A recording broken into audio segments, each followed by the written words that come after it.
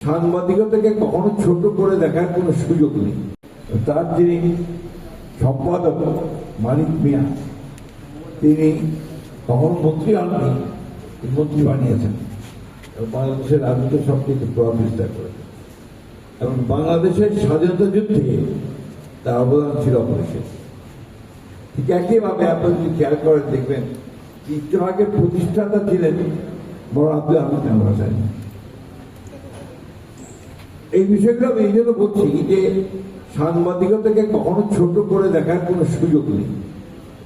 আপনার বৈজ্ঞানিকভাবে যারা রাষ্ট্রতত্ত্ব বিশ্লেষণ করেন, রাষ্ট্রবিজ্ঞান বিশ্লেষণ করেন, তারা সবাই জানেন, আপনারা এখানে বক্তব্য বলছেন যে সাংবাদিকতা হচ্ছে একটা সবচেয়ে শক্তিশালী একটা স্তম্ভ রাষ্ট্রের।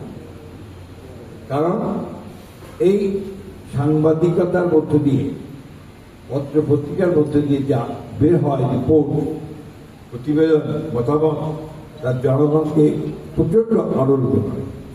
সে আলোড়নের ভিত্তিতে অনেক সময় অভ্যুত্থান ঘটে, অনেক সময় সরকার পরিবর্তন হয়ে যায়।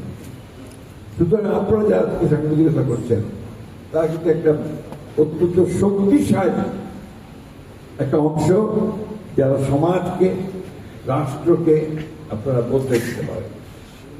আর সেই জন্যই আপনাদের দায়িত্ব সবচেয়ে বেশি। Irresponsible journalism can bring disaster to the society. একটা দায়িত্বহীন সাংবাদিকতা কিন্তু সমাজকে ধ্বংস করতে পারে।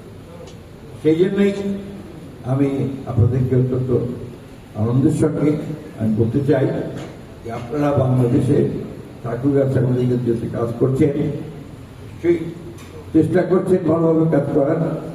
একটা পরামর্শ আমার থাকবে একজন বয়স্ক মানুষ হিসাবে এবং অভিজ্ঞ মানুষ হিসাবে, প্রচুর পড়াশোনা করবেন।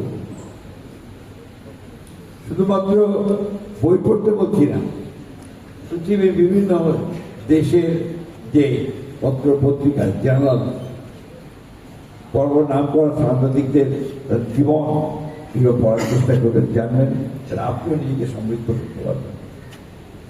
আমরা ঠাকুরগাঁও এখানে সত্যি কথা বলতে গিয়ে আমরা কয়েকজনটাকে সিনিয়র যারা, তাদেরকে কিন্তু ঠাকুরগাঁতে আমরা কিন্তু মনে করি তারা কিন্তু উঁচু দলের সাংবাদিকতা করেছেন।